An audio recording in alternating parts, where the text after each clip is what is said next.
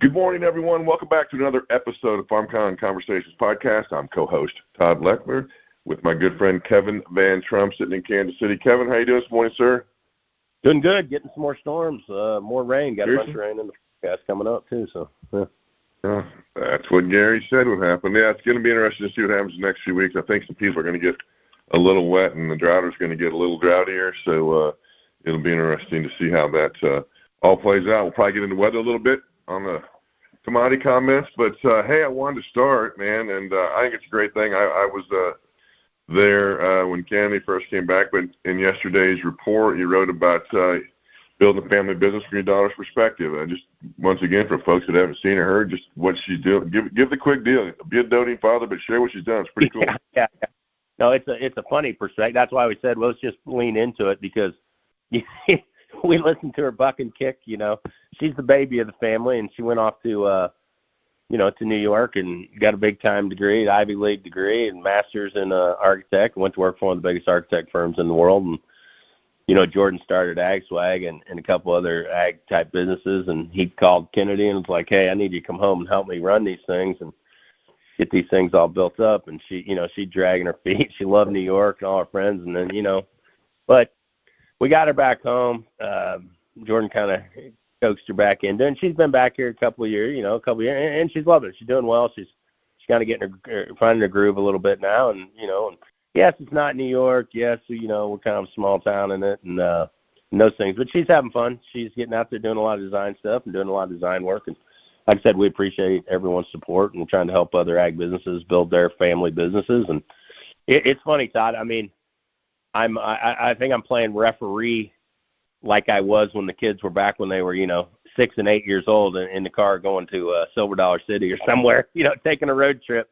Gosh dang, they fight like cats and dogs constantly, about opinions or where the business should be going here, or where it should be going there. But they at the end of the day, they still love each other. We still Jordan cares about her a lot, and she takes care of Jordan. So it's been great. Like I said, Michelle and I are playing referee, but it's fun. That's what it's all about when you're trying to build family businesses. That's you spend all your days together, all your nights together, and weekends, and all your time. So, but we look back and it's I think it's been a worthwhile experience for everybody. So appreciate it. Yeah. Well, I'm going to make one comment and then one final question, and we'll move on. But having been there at the start of FarmCon or AgSwag, it's interesting because I in my background didn't have this macro view, didn't have a business, didn't know nothing, Kevin. So I worked for you for 10 years. A couple years in, I watched Jordan start that thing. So my point is, I got to watch that thing from ground level when we're stuffing boxes still at the house that you own that we were doing work out of, but then and watch it grow, but then apply and watch all the stories you write, the comments you make about building, scaling, about building a team. And dude, just the consistency and watch it work for Jordan. It's impressive what he's got here. And if you didn't know and you just walked in his office today, you'd think this guy you'd see how successful he was, and you'd realize this guy's got it going on. So very cool to watch it progress and watch the advice you've given them over time, which I know has been most invaluable to them. And this fruition has been awesome. My question is, having a daughter in New York and knowing the pull of New York myself, what do you think the deciding factor was to get Kennedy back home? If I'm getting too personal, I think his family. There's nothing. I'll just be honest with you. She loves New York. She loves everything about New York. She goes back quite a bit. But different. When you visit New York as a tourist, New York, sucks. But when I visited it with Kennedy, it was awesome just because she'd take me to places that, you just don't go as a tourist. The food was incredible. People were super, super nice. Not anything like the experience I'd get when I was a tourist the many times I had gone in the past.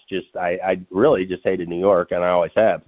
But, my daughter showed me a new light, and I really enjoyed it, and I like New York.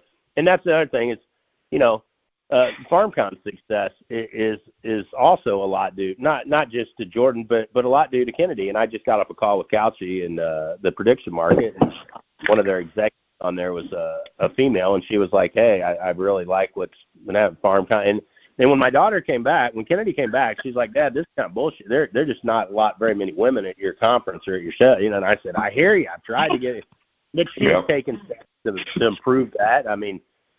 She's the one that came up with the speed networking thing. And we had that, that whole startup arena, and she's kind of coordinated and ran a lot. So, no, I mean, I think she's brought in a lot of great insight from her travels and traveling around to California, New York. She goes to Europe all the time. I mean, and like I said, she brings some of that insight to our world, because I don't like I'm like a farm guy. I just like staying in my place and staying in my hometown, and I like what I like, and I really don't.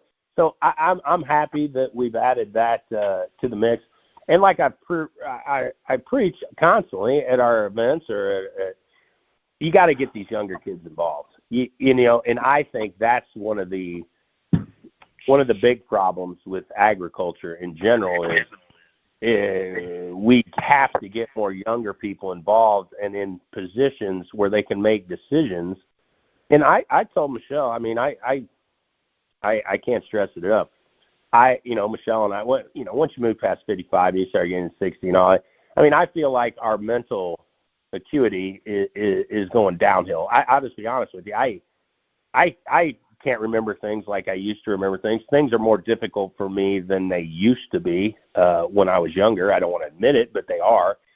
And my kids are getting sharper and sharper, and more wisdom under their belt because they've failed at more things, and more. So, Michelle and I, there's not really a decision anymore that I don't run past my kids to just get their perspective.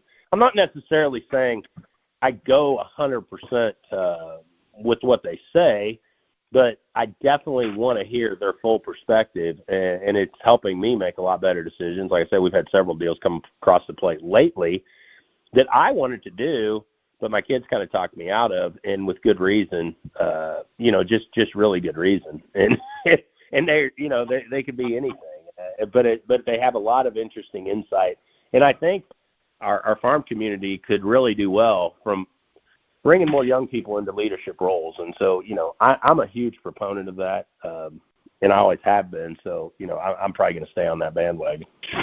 Absolutely. I think we'll see that reflected at FarmCon. So let's jump into, there's so much to talk about in corn, bean, and wheat, and we've got a great guest today, Walter Cronin, who will add some serious light to some soybean demand and other topics there. But let's start out, Kevin. Give us a little insight after it. Now that we've got a few days to look at it, what China's new farm product purchase commitments may or may not mean. Is there more answers or more questions, or got any answers? I'm not really hyper-focused on the China, U.S.-China deal. I think it is what it is. I take China about as, they can say whatever they want to say. The main question is, are they going to follow through, right? I mean, they made tons of commitments in years past, and hell, that could change in the blink of an eye, or a geopolitical event could shift that. Next thing you know, we're in some huge dispute and they're kicking cargoes. So I can't really, I don't think I'm going to spend a ton of time discussing that. Even if you look at the $17 billion, I think we ran that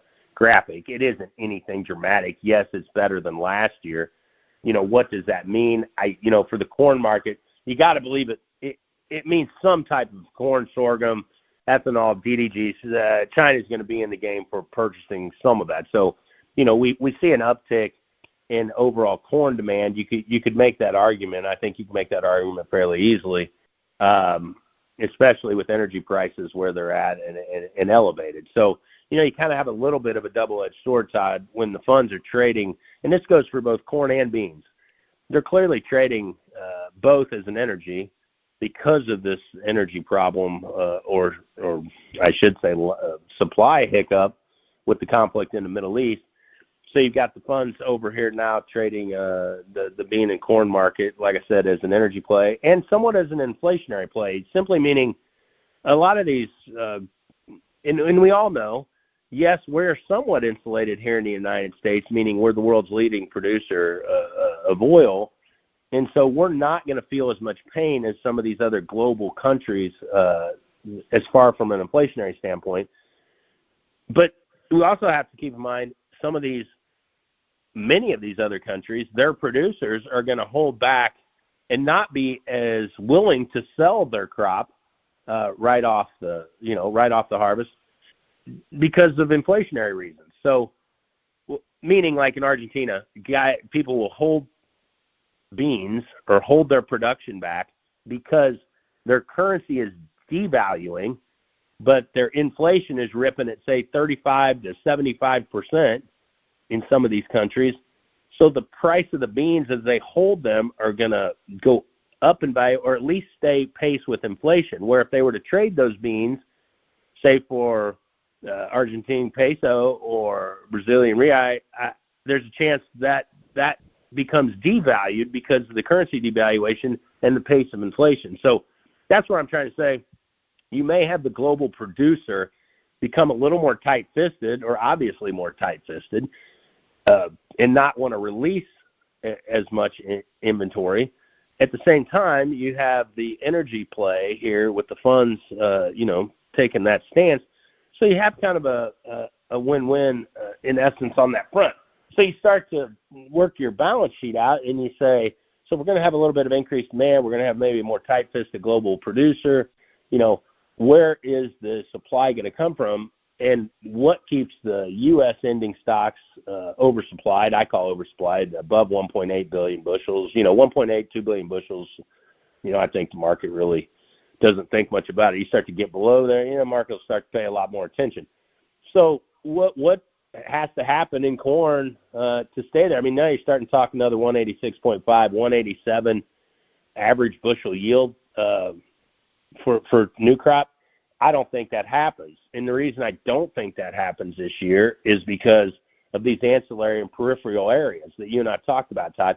Everybody that wants to be a corn farmer outside of your key corn states. So you've seen a ton of production come up in areas. And last year, you and I talked about this extensively, Todd. The dry land areas in the peripheral regions did extremely well. Record yields. Don't you agree, Todd? I mean, last year was, yep. Sure. Yeah, and I don't think that's going to be the case this year, just because of what we're seeing and what you're seeing out in your area, out there in Nebraska. Yep. You got pockets of really dry, in Kentucky and Tennessee, North Carolina, Georgia.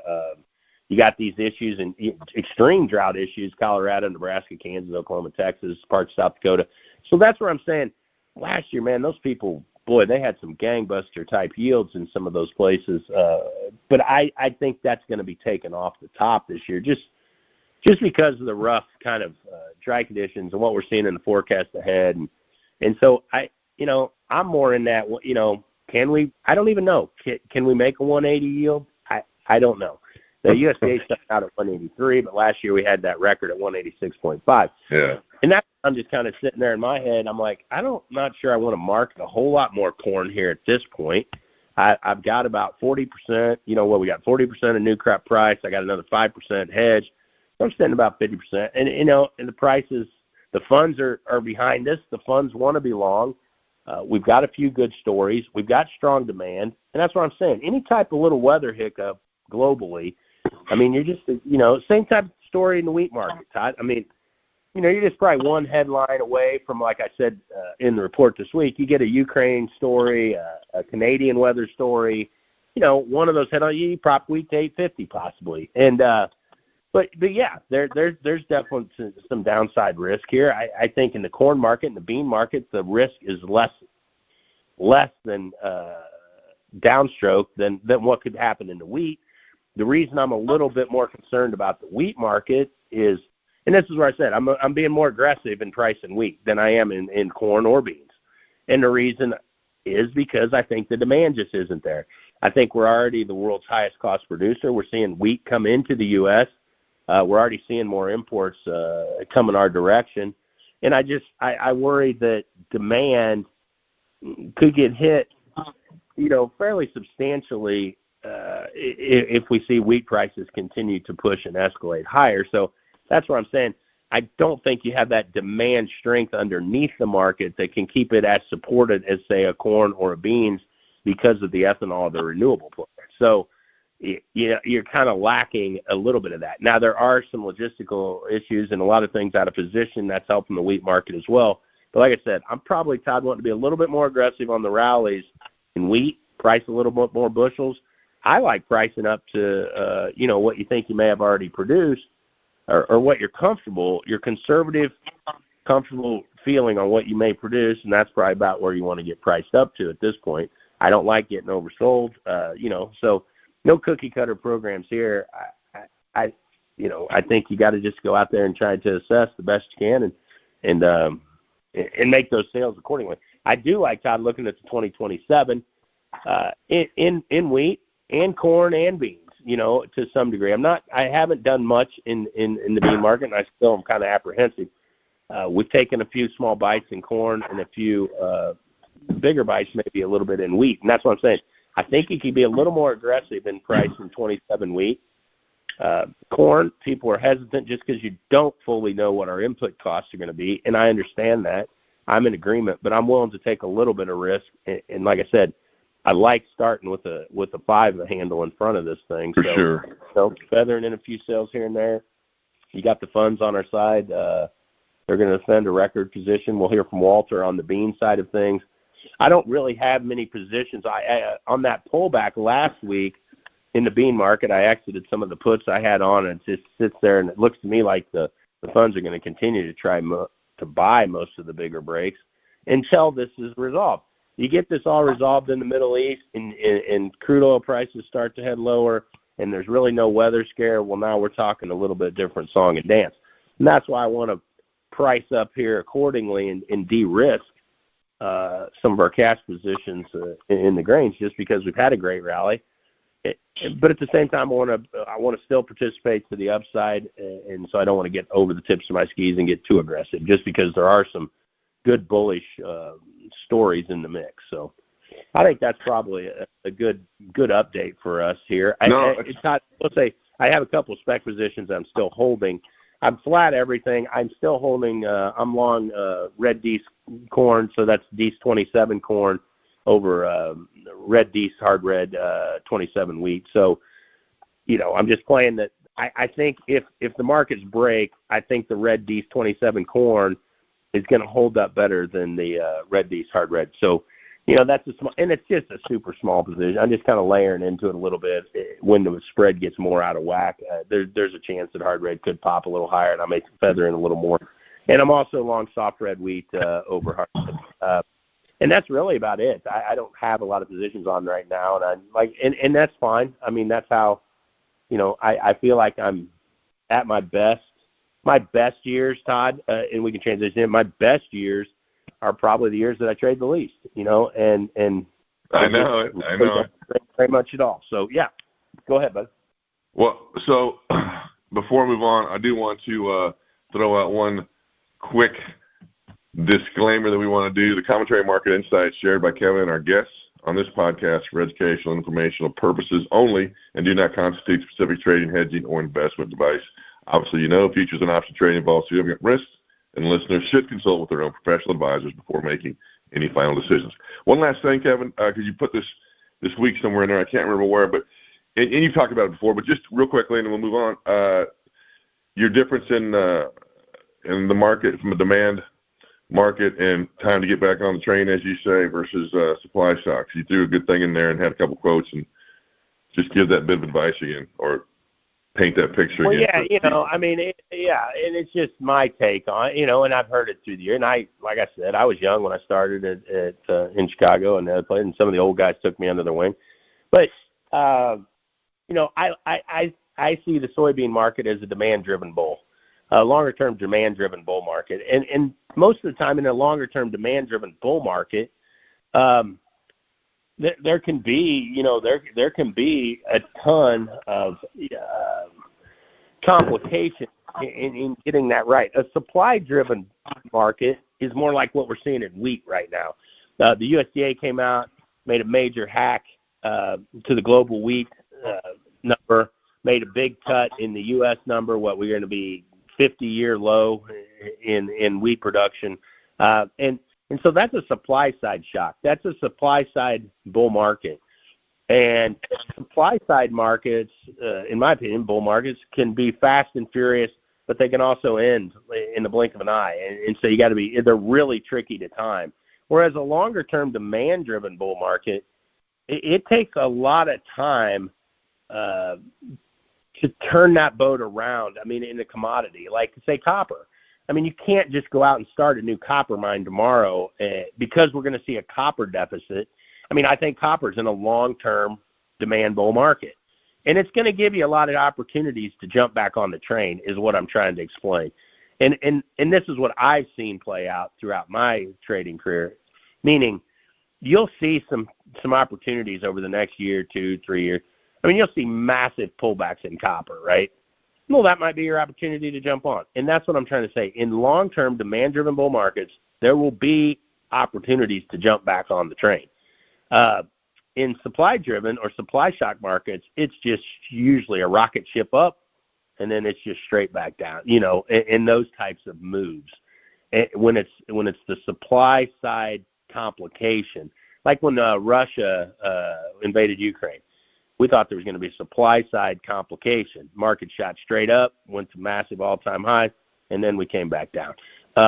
Versus what I say is a structural change that needs to take place in probably the soybean market. Look at all the crush capacity we're adding. Look at how the structural change is taking place to accommodate and meet increasing growing demand for higher protein / more renewable / more energy, whatever you want to play out.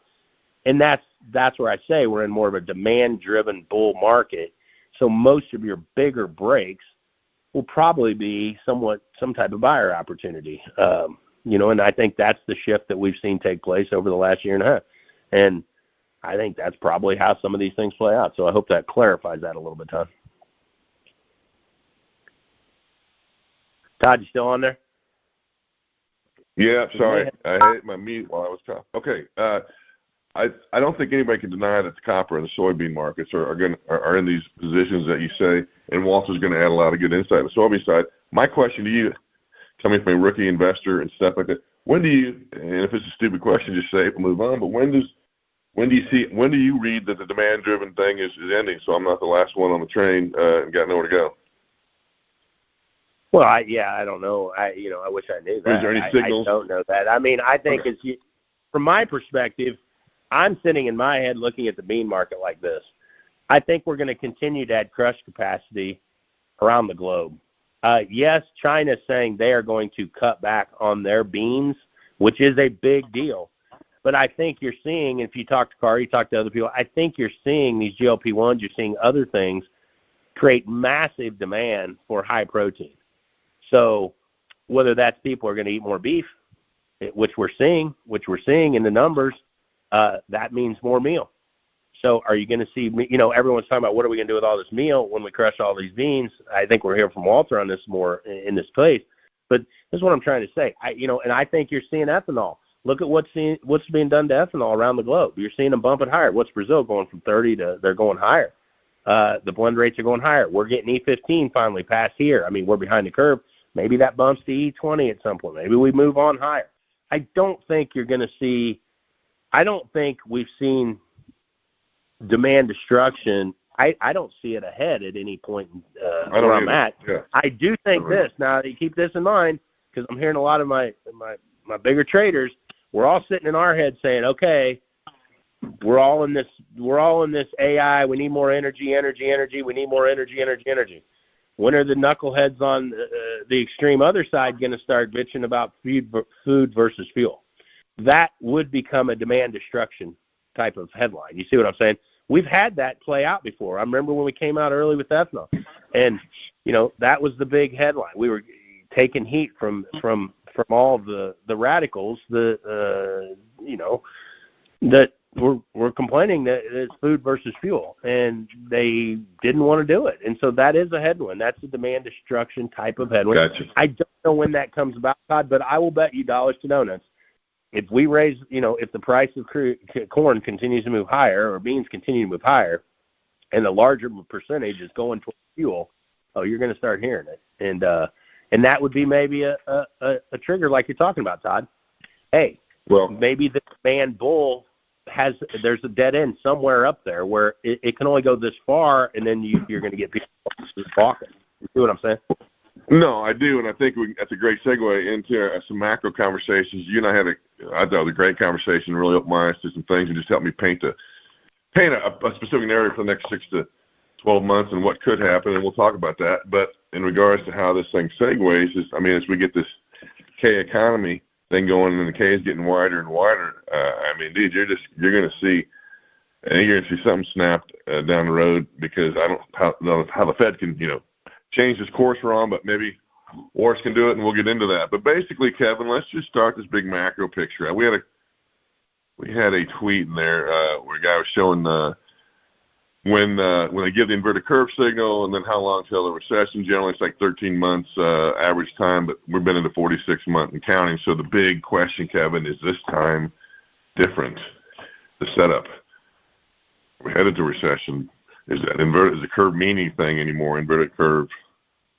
Yeah, I don't know. I don't know. I don't play that game. I mean, so I don't.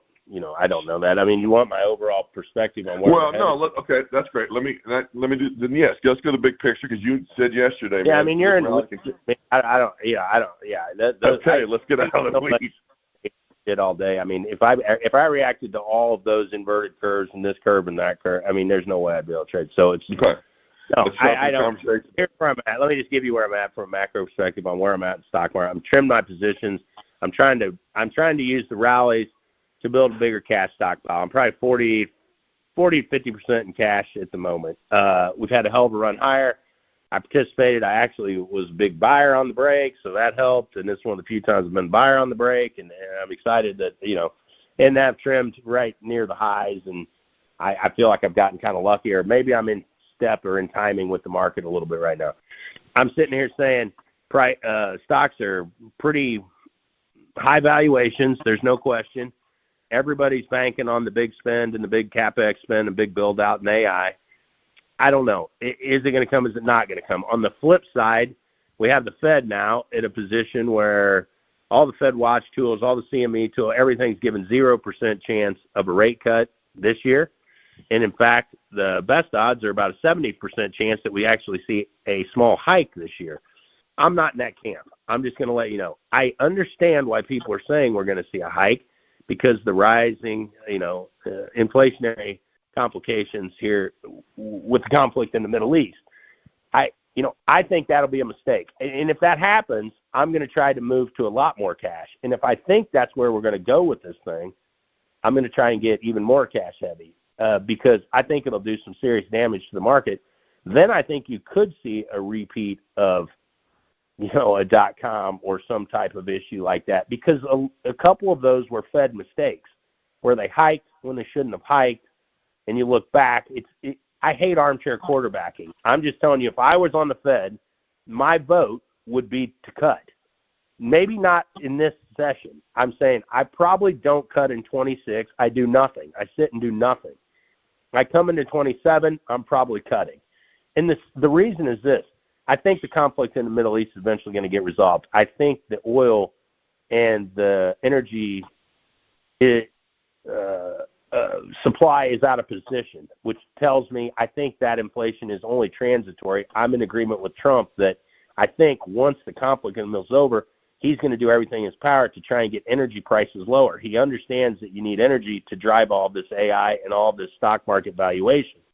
If we don't have the energy, none of this AI stuff is going to come to fruition, and that's why you're seeing a lot of these valuations where they are. Bulls bet on promises, Todd. Bulls bet on promises. So right now, all these bulls are betting on nothing but promises. Bears want to bet on facts and bet on what's happened in the past. So if these promises can't come to fruition because we don't have the energy to drive this, holy shit, I mean, you're going to have a setback in the market, in my opinion, a steep setback in the stock market. But I think the bigger problem is going to be, and when AI comes on and you see more adoption of AI and it moves deeper into our economy, I think the Fed's going to have to look and view employment as more of a concern than inflation. Because I think the AI is going to be deflationary in nature in and of itself. I think it's going to make things cheaper and things are going to become a lot more efficient and you're going to see costs come down. At the same time, though, I think you're going to see the first phase or wave of AI cause some pretty serious disruption in employment, meaning our youth are going to become, it's going to be tougher for them to get a job. There's going to be no question. I think we ran some reports this week talking about how the older people with wisdom and more experience at the job are going to be kept. They're going to get rid of some of the juniors and and the younger hires that are doing some of the more grunt work type things as they learn the trades. But I think AI is going to replace that, and you're going to see a higher youth unemployment rate. A higher youth unemployment rate typically leads to more craziness politically, more political uncertainty, more extreme swings, this, that, and the other, and oftentimes some disruptive regime changing and things of that nature. I'm talking globally. So I think you're going to see a bigger escalation of that, and I think you're going to see the global central banks be put in a position where they have to cut. So between now and whenever this Middle East thing comes to an end, or this thing, I think the market is going to want to believe that the Fed's going to have to hike. And that's what you're seeing now. The market's basically saying there's no rate cuts coming this year and a 70% chance of a hike.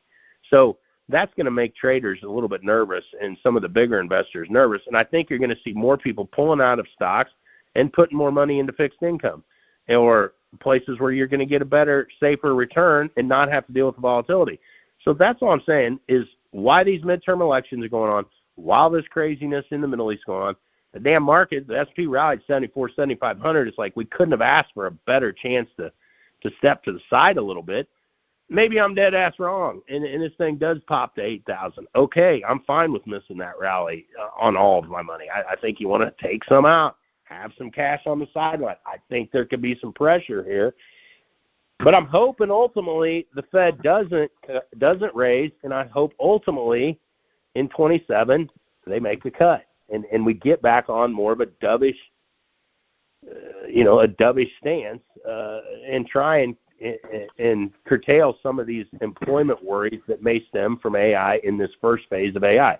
That's all I'm saying. I think eventually AI is going to create new jobs, but I think in the beginning, it's probably going to do some damage. It's like when the railroads first came on. I think, the people that were running horses and buggies, they were shit out of luck, and they lost their jobs. But then things came about and more things were built along the rails and more jobs came from the rails. But initially, some people, yes, were disrupted and people that were put out of work. And I think that's going to be the same thing we see here. Well, yesterday in the call, when we're speaking, you had mentioned a time frame issue and stuff on if we don't start seeing the oil prices come down or the flow of oil. I mean, is that still not yeah. No, I thought, if this thing, and this isn't me, this is several of my friends talking, and we said, if this isn't cleared up, if we still see crazy high oil or oil prices or prices at the pump continuing to move higher into the 4th of July, yeah, it's probably, oh shit. I mean, we may have some problems, and I think it could be, you could see a real hit to the consumer as far as consumer spending and some of those types of things play out. But I just don't think President Trump's going to let it go that long into the 250-year, U.S. anniversary and all the things that are centered around. I think he's trying to get it wound down now. Obviously, he figured he was only going to be in there a couple weeks, get obviously take care of where the problems where the uranium were at and get the hell out of there. But it hasn't played out that way, and sometimes that happens. And so I don't know. I think they're trying to figure out how to best get it resolved without causing more energy crunch or crisis. But like I said, I don't think this is anything that's easy. But again, doing the right thing, is it ever easy? And I'm not saying I'm not even taking a side, but anytime you have to do something, it is hard sometimes. It's hard, and somebody's gonna have to bite the bullet. And we said that all along, Todd. Like with our national debt, I mean, no generation, nobody wants to be the people that bite the bullet. Well, hell, at some point, somebody's gonna have to. I mean, it just is what it is. So, like I said, I think the world is a safer place without Iran having nukes. So, I'm all for trying to get nukes out of the hands of some of the people that just absolutely hate Americans. So, it's hard for me to argue the opposite side of that. No, good. That was a good macro summary, those kind of things. Just you touched on some of your investments already, stuff. I want to just give you a chance to say any other things you want to add to that before we get to bringing Walter on. But you do anything? I mean, you got anything new going on? Anything shaking or baking? No, not really. There's a group trying to take bring one of our properties, and they're doing a big hotel. They're doing a big hotel project, and one of our properties is adjacent. They're trying to bring us into the mix. I like it. It's a $30 million project, and we'd be in it like 25-30%. But when I was talking to my attorneys, I told them they don't want to have any board of governance, and the sole founder was wanting total control. And, you can imagine my attorney's like, hey, red flag, red flag, red flag. And I agree. I mean, having no board of governance is good because you can go fast and you don't have to worry about anybody, telling you what to do or changing your opinions on how you want to play things out. But at the same time, as an investor on my end, it makes me really nervous just because there's a couple of red flags. It's their first rodeo at this. They're wanting to do this concept and then take it 7-10 different cities in the United States. And, I'm not big on I don't want to relive my first rodeo experiences and how bad I got beat up and banged up, and especially without a board of governance. So that makes me nervous. I doubt we do it. We'll probably pass. I may do some type of honeypot lease where I lease it. I lease our property and buildings to them for like $1 a year, and maybe some type of kick-out clause where if things go bad or if they're going to dissolve or if they're, I can snag that back and keep it in our family and maybe participate some way in that capacity. We haven't got that deep in the conversations yet, but like I said, there's always, kind of something brewing, and we're kicking around different things. So most of our stuff lately has been on the real estate side, though nothing, like I said, nothing major in the market, so to speak. I'm actually, like I told you, I feel like as I'm getting older, I'm sticking more to, I'll carry about anywhere from 8 to 12 individual stocks, and then the rest, I'm pretty well, I'm way more heavily invested in the ETFs these days, and some of the bigger, bigger SPYs, triple Qs. It's easy layups, easy liquidity. Try a little safer as I gotten older. No, it makes sense, man. I appreciate the insight because there's no sense, like you said, there's no sense, man. You used to always talk about, hey, there's no sense in going out and shooting from half court. They don't hook shots from the rafters. It's like stick with what you know and what works. So good stuff, brother. And I really do think, and I'll tell you right now, a lot of times, so I just view my whole portfolio, Todd. My overall portfolio is my commodity trading accounts, my stock trading accounts, my 401k accounts, all of those I view as one giant entity, and I really just try to monitor and look at the risk, and I ask myself, and you just hit a great point, because I say, are there easier shots I could be taking on the court, right? Like, where is this going to lead? Like when you're playing golf, or you're playing pool, it's all about the lead, right? It's all about where you position the ball after you make the next ball, so it's like, same thing in this. I just say to myself, is there an easier shot I could make or take somewhere?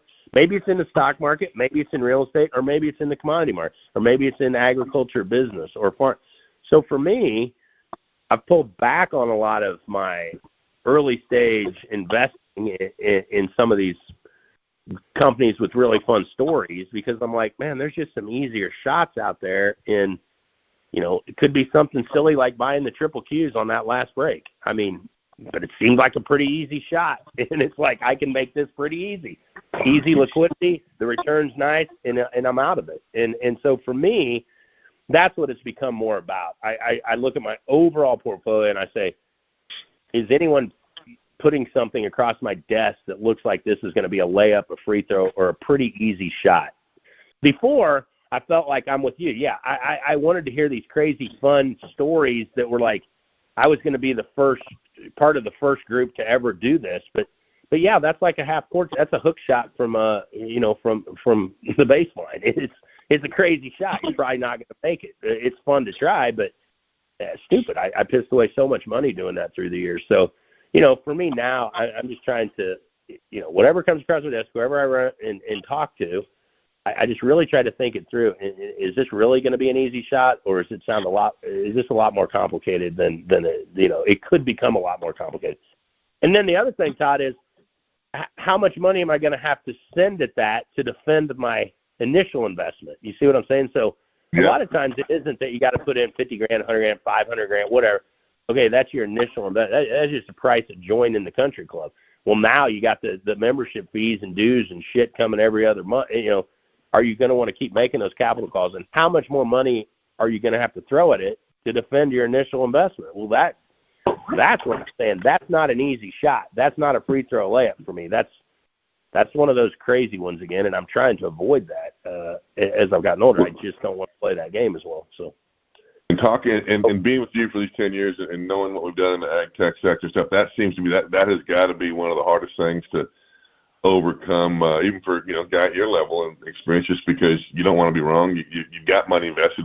When do you pull the plug? And yeah. So I mean, I can't even imagine what that's why I was telling you the other day, I'm like, dude, just you're good at what you do and trading this and that. Why even mess around? So anyhow, well, we're going to get some great insights on what to do with their money and their commodities here in regard to soybeans here. We're going to bring Walter. Are you on there, Walter? I am here.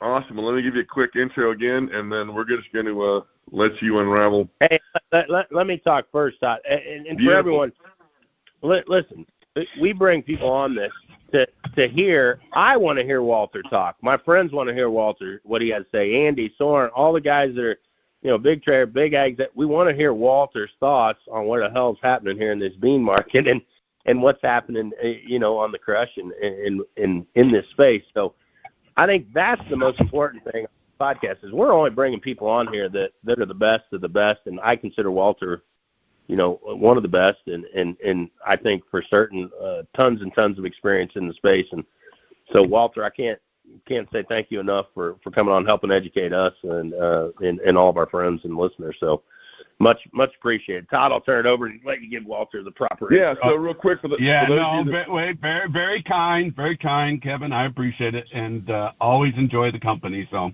always glad to be here. But you way overstated my capacities. Well, hey, Walter, we'll let everyone decide that for themselves, but let me introduce you real quick here. For those of you that don't know, Walter Cronin is co-founder and president of White River Nutrition, a U.S. soybean processing company focused on producing high-quality vegetable protein meal and oil for animal feed and crude soybean oil for the renewable biofuel sector. His career includes leadership roles in both public and private agricultural companies, specializing in trading, risk management, and commercial operations across grain, oilseed, and protein sectors. And he's a recognized commentator on soybean markets, renewable diesel, feedstock demand, protein meal dynamics, and global trade flows, and a good friend of the FarmCon family. Walter, good morning, and welcome aboard. Yeah, absolutely, Todd. Absolutely a good friend of the FarmCon family, the Van Trump family. I just enjoy the company so much. It's always fun when you do these things when you're really enjoying the people you're with. So thank you for welcoming me. No, well, thanks for making the time. And I know we tried to squeeze you in last week, but you had some important meetings you were going that was going to help to the insights you're going to give us today. So get us caught up to what you've been doing, and then obviously we're going to roll into with the new record biomass-based diesel RVOs and stuff. And just want to get your take on a number of things, and whether you just go there or I ask you, we're going to get them all covered. But bring us up to speed what you've been focused on the last couple of weeks and where you've been, and then we'll get rolling, or you'll start it. Yeah, so I'll start back a couple, just to sort of set the table, and then I'll say where I've been. So if everybody remembers last year, June of 2025, the Trump EPA came out and announced just a massive increase in the blend requirements for biomass-based diesel, both biodiesel and renewable diesel, together biomass-based diesel. Very exciting. Soybeans rallied, soybean crush rallied, et cetera. And then the Trump administration just went dark. And the EPA went dark. So the announcement of the expansion for 2027, 2028, but then no follow through. And you see the peak that occurred in June, and we just keep in every beans, meal, oil. We go into this slide that lasted all the way through December, third week of December, just before Christmas. Things were looking pretty dark because the perception, and I know I've spoken about this at FarmCon before, was that the American Petroleum Institute, who's extremely well-financed, versus all the ag memberships, American Soybean Association, National Oilseeds, Processing Association, et cetera. We don't have the budget the American Petroleum Institute has. So the perception was they're winning. They're whittling away this very expansive policy that the Trump administration has really selected as the way to energize the ag economy. And it's looking pretty bleak. On January the 15th of this year, 2026, Reuters gets a leaked heads up from the White House that the RVO numbers are the RVO numbers, no change. And on the same day, Peter Navarro, Trump's right-hand man, publishes an opinion piece in The Hill, which is widely read in Washington, and says, we need to stop exporting soybeans to China and grow our domestic soy processing industry. And, like, man, that was the big bang right there. January 15th, it's like, this is policy. I think everybody saw the March 27th, whatever, latter part of March, the barbecue that Trump hosts. He has all the ag interests. He gets his golden tractor from, I forget who gave that to him, and big signing ceremony, and the EPA signs off on it. So now we have fixed legislation for 2027 and 2028 of a 65% increase in the blend requirement for biomass-based diesel. Okay, so that's set the table, right? We had the Bunge earnings call 3 weeks ago. We had the ADM earnings call, and I'm going to blend them with the biggest conference for publicly listed companies, which, as you said, Todd, I was in New York last week for that. That's hosted by the Bank of Montreal, and it's called the Farm to Market Conference. And it's everyone attends it, and it's in New York, so you have the whole investment community there, et cetera. So I'm going to summarize those together. I'm going to summarize the earnings call, and those same companies were at Farm to Market. I'll summarize that. So let's start with the RVO. Of course, all these companies involved, whether it's Bunge, whether it's ADM, whether it's Darling, that are involved in production of the feedstocks, we're very excited to have finalization of the policy so that they could do some planning. Very important in that regard. And then the fact that it is so expansive. So that's number one. That was very, very positive. Number two, and this is a really interesting point for guys, and I know there's a little battle going on between the ethanol and the biomass-based diesel. I don't want to get involved in that. I want to just make it very clear to all the listeners that the CEOs uniformly said this. I believe this to be the case, too. I believe what's going on around the world right now with some countries, take Australia as an example, that is a very big global agricultural powerhouse without biofuel policy, completely dependent upon rest of world to provide refined products to them, both gasoline and diesel. They're counting their total supplies within days of what's available. If you look at the spread between the 60, 70, 80 cent spread between gasoline blended with ethanol and gasoline without, people in these very inflationary times, people are beginning, I think, as a whole to recognize, why do we have a biofuel policy? What is the purpose of it? And the American Petroleum Institute and others have done a pretty good job of smearing biofuels under the idea that it's basically government welfare for wealthy Iowa farmers, and which could not be further from the case. It's food security and fuel security and feed security, and it makes complete sense. And when you get into an event like this, where one of the primary sources of petroleum in the world is bottlenecked and in conflict, and countries are running out of refined products, it becomes pretty clear the advantage to countries that have the ability to produce refined products from other sources, like agriculture. We're the biggest contributor of those finished products. So universally, all the CEOs said, I think that biofuel policy is about to get a second win because we have a real-world experience going on that both consumers and policymakers can see, and begin to appreciate this is exactly why we have this. So that's super important. The third thing, and this is one you guys know I rant about this a lot, very important, the line of questioning around where is all this soybean meal demand coming from? And in the earnings calls and at Farm to Market in New York, I would characterize the CEOs and CFOs' responses from the majors along the lines of, it's surprising all of us. We never imagined it could get this good. That was their reflexive. I think that Greg Heckman, who's the CEO of Bunge, said it best.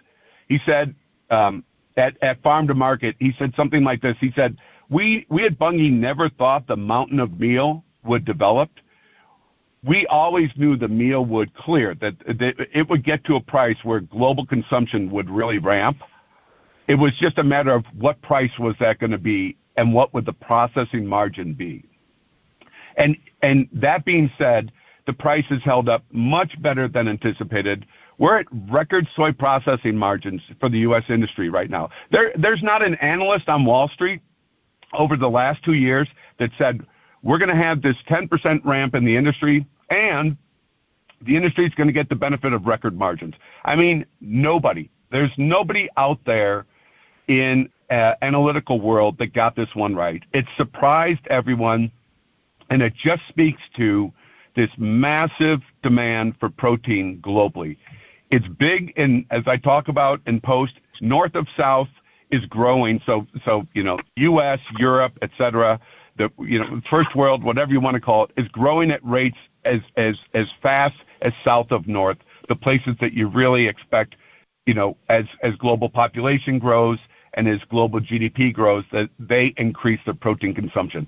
So it's both hemispheres are ramping protein production in response to the identification of protein as a key resource for metabolic health and the advent of GLP-1 drugs. And it's incredibly dynamic, and the industry is doing extremely well. And I think I said at FarmCon this year, I said, look, I know I'm talking to an audience that generally has a corn-soybean rotation, so you're 50-50. And I think I said, I'm just telling you, your protein side of your 50-50 is gonna have a spectacular next 5 to 10 years, and it's playing out. Prices are coming up. Their basis has been very strong, soybean basis. And I think the flat price, I think the futures on soybeans are probably headed to much higher levels because we, on our side, have so much margin, we can pay higher levels for soybeans. So I know that's a lot all at once, but I'll pause there. I'll take a deep breath. Well, that's an excellent macro narrative and layout stuff, and you touched on some of the questions we got. But okay, let's bring it down to the farm level a little bit, or locally. I mean, what can you put some numbers on what you think it's going to mean on the demand side going in the physical market in the next 6 to 12 months, or we're going to have backlogs? Then I want to get into the logistics issues on what we're going to do with all this once we get to max, because we're maxed out now. So give us a layout what you see, what it means for farmers. Yeah, the USDA in their MAWAs, they gave their first snapshot here last week. They gave their first snapshot of 26, 20 of crop year 26, 27. So September 1 to August 31 of 27. Sep 1, 2026, August 31. So that crop year, they gave their first look, and on beans they took the forecasted price up $1 versus this year, and I think they're going to be wrong by at least 50 cents, at least not $2. It could be that high. The export demand that's all China, et cetera, and I don't have any edge on that. I don't think anybody has any edge. I don't think that CEO of Bunge or ADM have an edge on how that's going to play out. I don't think because it's made really by a handful of people sitting in the White House. So how that plays out, I don't know. I do know we're going to be up on crush. We're going to be up 5%, and the probably more closer to 7, 8. And we've got margin, and we have an ability to pay higher values for beans because the global consumer and the U.S. consumer are paying higher prices per meal, although it's very reasonably priced. The poultry guys all have margin. The swine guys all have margin. The cattle feeders have margin. Finished cattle processing is where there's real problems. So prices right now are not causing contraction in demand. Just the opposite. They're causing expansion in demand. So again, at Farm to Market last week, companies like Pilgrim's Pride, Tyson Foods, on the broiler side, Cal-Maine, the largest egg producer in the United States, are all forecasting expansion of 3 to 4%. So the meal demand is phenomenal. And then the renewable diesel side, as I said, the 65% expansion, that's enormous. And it will be a question of when does the biomass-based diesel, really, biodiesel will be the first one to ramp and to go to capacity, and then renewable diesel will follow. It's been slow so far this year. All the majors noted that in their earnings call. We built soybean oil stocks in the first 5 months of the marketing year. We had our first draw last month in USDA reports of soybean oil stocks. So it's ramping. Clearly, the biomass-based diesel industry sat on their hands waiting for the March 27th signing ceremony by the EPA of the expanded Set 2 requirements. The ramp is occurring, and that's one of the reasons I believe that the U.S. soybean farmer is about to prosper from all this, because he hasn't felt it yet, because we haven't felt it as soy processors. And ADM said that, Bunge said that in their earnings calls in New York. So the ramp, I would argue, is just beginning. April is like the first inning of the new demand for biofuel and a protein demand that is just hitting on all cylinders. So that's going to play out more in this coming year. And I think if we have any bit of weather, kind of a change in the weather over the last week, where we're starting to get moisture in places like Omaha. Here in Omaha, we've had our best 4 rains in almost a year. That's going on at our plant out at Creston, Iowa. We're probably a little too wet at our plant in Seymour, Indiana, south of Indianapolis. But if we have a weather event this year, I think the move would be very, very strong in response to the idea of we're making margin, and we would start buying beans very rapidly because we want to protect that margin. So I just think there's a lot of upside on the bean side, and it's a demand pull. And those are the best markets I've experienced in my career are demand pull markets. And in the soy complex right now, I know there's a lot of noise around exports. I get that. The domestic demand pull is phenomenal, and it's ramping, and we have margin. Hey, Walter, I got a question for you, Kevin. A couple of them.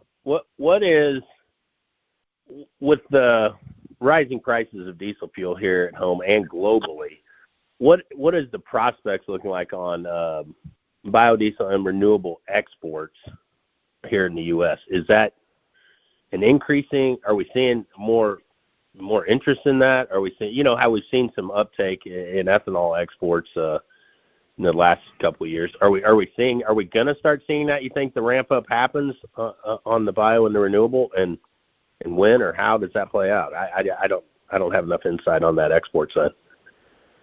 Yeah, Kevin, it's like a week to week and month to month situation. Yeah, you just have to watch the statistics every week, which the EIA publishes. I know you cover them in your letter.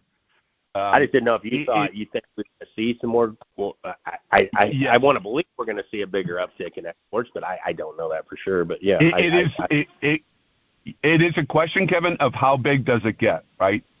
Because literally, you have countries that are running out of refined products. Oh, I know. Right? Yeah. If they can't get the petroleum in because they've got an in-country refinery, if they can't get the petroleum in to refine, they've run out of products. And now they get into a situation where they're having to quick ship products, right?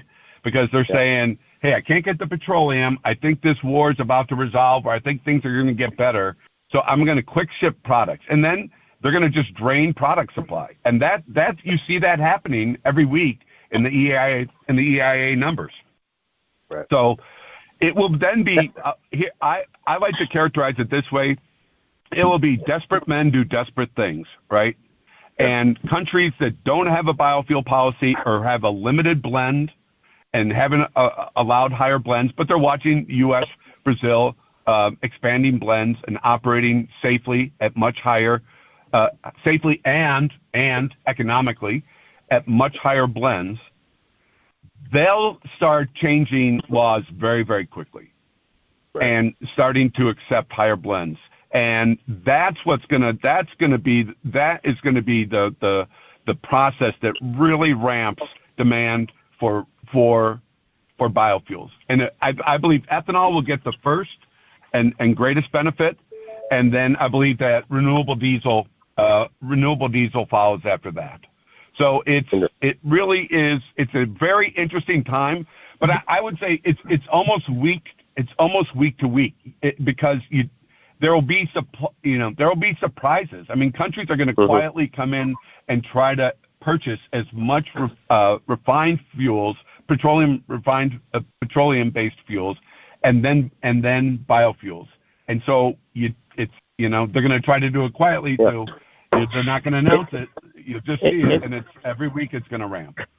And I'm in agreement with you, Walter, that I believe we're in a longer-term demand-driven bull market. And as and I'm in the same page as you exactly. But for our bears out there, I do want to ask one question. Yeah. It just this, meaning all of our current capacity, I'm assuming, is being utilized. I mean, when you got $3 crush margins and things are off the chain. I think everyone's trying. I mean, are most plants, crush facilities running already at full capacity? And are there any new plants coming online or anytime soon? Or are we going to see any expansion of what the Bears are wanting to argue, Walter, is just that we're already kicking out as much production as we're going to kick out. So demand can't go a whole lot higher, they're wanting to say, because there's only X amount of crush capacity here in the U.S. So it's like we're running at full capacity. There's nothing new coming online anytime soon. So, but that's also that's a great statement for the bull case.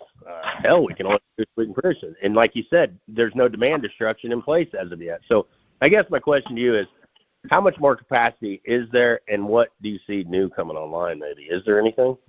I don't know. Yeah, it's great questions, and it's near and dear to my heart because, as you know, we're trying to build new plants as White River. So definitely, but let me answer it this way. So right now we're not running at capacity because this is the seasonal downtime for the industry, right? Okay. So the full impact of all the expansion is not being felt. So the Bears are half right. They're not right right now because we've got seasonal downtimes. We're going to take our plant in Indiana down for 14 days here coming up in the next week. Everybody's taking their plants down for 14 days, 10 to 14 days, because you have to do that every summer. You just can't run these plants into the ground. No matter how great margins are, you've got to take your downtime.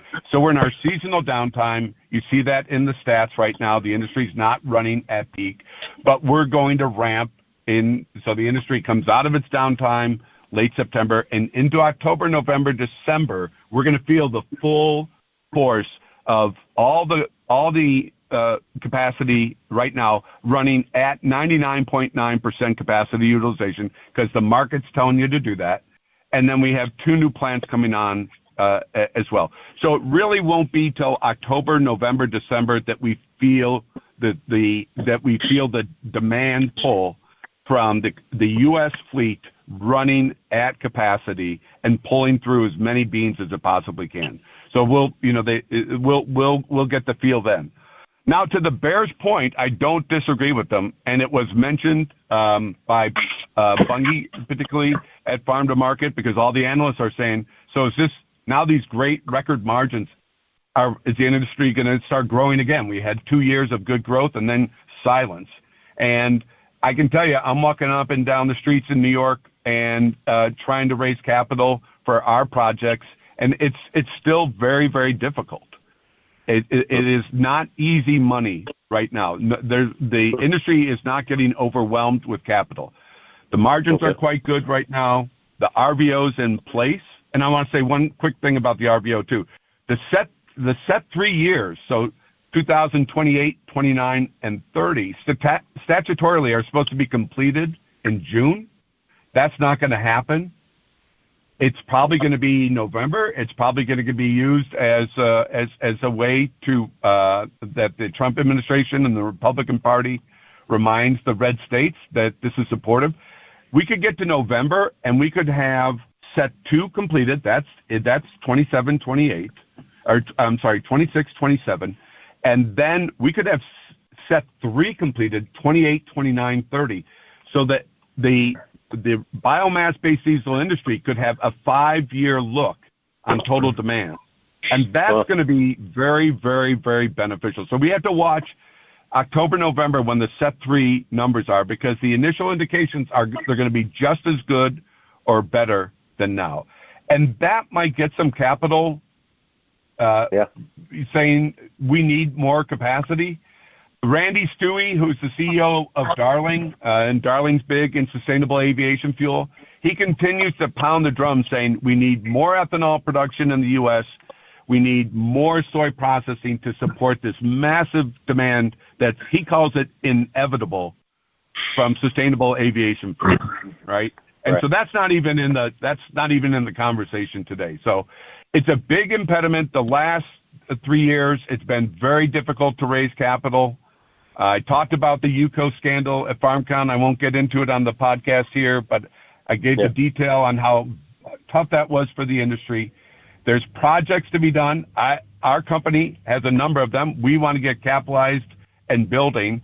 Others out there have them as well. There's probably 5 to 7 plants that have got pretty good planning and everything's done. It's just a matter of the capitalist saying, I want to make this project happen. And that's been nearly impossible for the last 3 years, I would argue. We might be getting closer to announcements. Okay. Yeah, perfect. Well, let a rookie chime in here, Walter. I mean, from everything I think I'm learning, you've got a narrative now. I mean, with the health and the protein meal and the beef demand and stuff, and you've got policy tailwinds too. So maybe you said this earlier. I mean, I would think guys would be jumping to throw capital with the margins you're saying you're making, the narrative and the policy in place. Sounds like it's a triple threat in what's happening. So why not? Yeah, I mean, you see it. Yeah, you definitely see the flows into ADM, into Bunge, the publicly listed companies where people can invest. You definitely see their stock prices. I mean, in March, April, Bunge was one of the top 5 performing stocks on the right after the RVO was one of the top 5 performing stocks on the New York Stock Exchange. Up 40% for the year, ADM up 30%. So the capital's going in right now into the public equities. The private equity that would come into a company like ours, et cetera, takes longer. There's a due diligence process, and they want to make sure all our numbers are good. The public guys, have longer. I mean, Bunge's 180 years old, and ADM 100 years old. So there's a longer track record. So for entrepreneurs that are building plants, et cetera, the private equity guys spend more time digging in. So I'm not surprised that the capital flows are going first into the public equities. But I think we're knocking on the door, and I'm praying that we're knocking on the door of the private equity saying, you know what, this is a good industry to participate in. I want to be part of it. And the theme on that one, this whole idea of halo of heavy asset, low obsolescence, right? Soy processing is like the definition of that theme, because soy processing technology, it's 100-year-old technology. It hasn't changed. There's no protein out in the future that's going to come and take over the role, the primary role that soy has in the globe as the protein for feeding animals. There's no threat from another crop that's coming. And I know all the listeners here, 10 years from now, I'll bet every listener, you're going to be eating chicken. 10 years from now, you're going to be eating eggs. You're going to be drinking milk. And you can't have any of those products without soybean meal. So we are low obsolescence. We're not there's not a challenge out there right now that says, soy processing can get knocked off as the number one global supplier of protein for animal feed. It's not going to happen. That's the definition of low obsolescence. But we're a heavy asset too. It's a lot of capital to build a brand new 3,000-ton soy processing plant. So it is very capital intensive. Gotcha. So you talked about the strong demand and stuff like that, and the way it sounded like, my question I want to ask you is, even if these soybean acres go up by 1 million, 2 million, whatever, you don't see that being an issue affecting the demand based on what you're seeing crush capacity or crush demand and meal demand. Not from the crush perspective at all. The export side is, as I said, the CEO of Cargill, I will assure you, the CEO of Cargill doesn't have a better edge than any of us on this podcast on what's going to happen with exports to China. It's 3 guys sitting in the White House that will make that call, will make that decision. So none of us has an edge on that. And what that plays out, as I said earlier, I just, we'll just have to, we're all going to find out. And the CEO of Cargill and the small farmer in the middle of Missouri are all going to find out at the same time. Perfect. And Todd, I think, in that defense, that's why I think the funds are going to continue to keep buying the bigger breaks, is because they're playing it as an inflationary and an energy hedge. And right. one weather hiccup, with all this hype about a super El Nino, whether it happens or doesn't happen at the end of the summer and into the fall, regardless, it could take some global acres out of the mix to some degree, just because of the higher input prices, the higher mix. And so you got people that are going to play. I feel like the funds are going to play their hands in that regard, and that's why I think you're seeing them defend this record position and probably looking to buy the bigger breaks. And I think Walter's hitting it on the head there. I mean, regardless of the export dynamics of how they play out, I think the overall global demand is strong enough that you're seeing the buy the break type mentality. Kevin, I agree 100%. And the drumbeat of fertilizer shortage is out there. I'm not an expert in fertilizer flows at all. I read a lot because, my gosh, it's so important. But that is an easy story to sell to a fund that, there's going to be a very significant interruption, Brazil, Argentina, on fertilizer flows, and they got to have it to grow the sequential record soybean crops.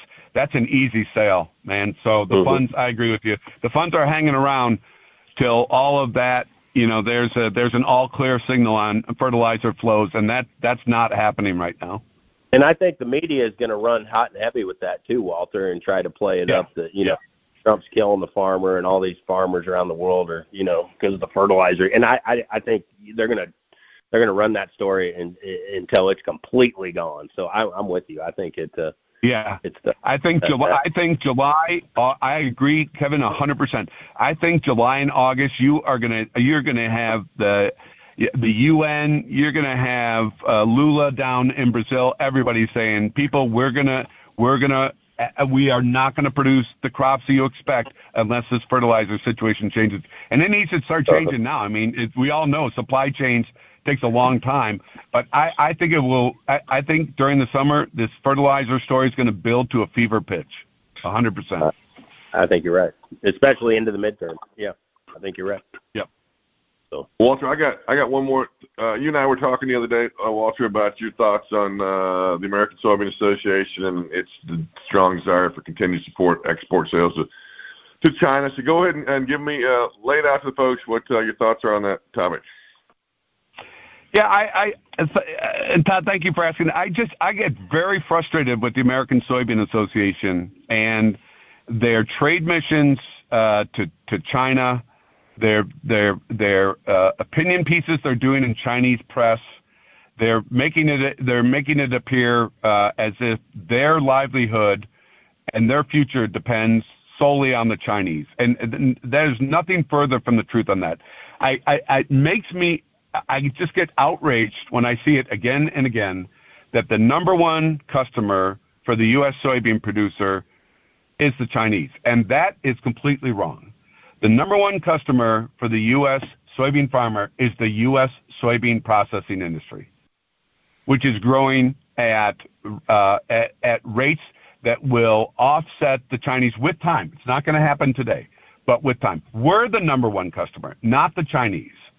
And the Chinese have clearly decided to buy more from Brazil and less from the U.S. And the U.S. consumption is going down every year. The Chinese, as I said at FarmCon this year, they don't pay premiums for quality. They recently have gotten into a tussle with the Brazilians on Brazilian quality. That broke out into the open in public. I'm not sure why the Chinese let that happen, but they were saying this Brazilian quality is awful. And they don't pay us a premium. They expect us to sell at a similar price. So the American Soybean Association has got to, I believe, accept the fact that the Chinese are going to be a declining customer into the future. They've chosen Brazil. Let's focus on the super high quality of U.S. soybeans. Let's support the growth of U.S. domestic soy processing, which yields more protein meals for the production of poultry, eggs, pork, etc., and supports the biofuel industry. That's the future. The bright future of the industry is domestic processing, and the change is in. The Chinese have chosen Brazil as their primary partner, and so let it go. And that, if any of the listeners are part of the American Soybean Association, my message is let it go. Let the Chinese go. They're a terrible customer anyway. I know volumetrically they're the largest, on our export side, they're our largest customer, but let it go and focus on domestic soy processing. And that's exactly what Peter Navarro said in his op-ed on January the 15th in The Hill. It's time to focus on domestic build-out of manufacturing capacity, high-margin processes, and stop exporting to the Chinese. And I wish I had written it myself. And no, I did not ghostwrite it. But I wish I had written it because it was so spot on. Great. No, perfect. That's good stuff there. Kevin, you got any further questions that we can draw on Walter while we got him? I'm done. No, I think it's great. Out. No, I like all the intel and insight. Like I said, I think it's great what Walter's doing and how they're trying to build out here in the U.S. And I'm totally in agreement with him. I think, we've got to look at building out our own demand and trying to continue to grow that. And I think Walter's at the forefront of that with his group and the people that are making it happen. So, hey, if we can participate and help in any way, we'd love to. So, absolutely. Great. And Walter, I always like to give our guests the final say, so it's up to you. If there's anything we missed, anything you want to say, fire away, sir. No, and I'll just repeat what I said at FarmCon, and again, the CEOs of Bunge, ADM, Darling, these behemoths in agriculture basically said the same thing. Farmers, I know it's been tough. I'm very empathetic. It's been tough, but my message is hold on, because there is a great decade coming. I mean, a great decade, and the CEO of the Andersons, if you guys follow them, ANDE on the NASDAQ, mostly Eastern Corn Belt grain trader processor, he gave the most bullish, like the best is yet to come. He's like me. He's got 36 years, I think he's 2 years old, 38 years. He's like, I'm going to see things in the next decade I haven't seen in the prior 38 years. So hold on, everyone. It's going to get really good. So Kruger gave a good speech up there? Kevin, he was so bullish. I mean, he couldn't control himself. He was coming out of his chair. He was so bullish. Well, great. He did a fabulous job. Fabulous job. And to let everyone know, I've been buying some Anderson stocks on the break. I think a lot of the analysts that I talked to on Wall Street, they like Bill and like what he's doing. And, I've been buying the Andersons on the break every chance I get. So, yeah, hats off to Bill and the group and what they're building up there. So he did a great job. He did a great job, and he couldn't have been more bullish about the future. Well, good. I'm glad to hear that.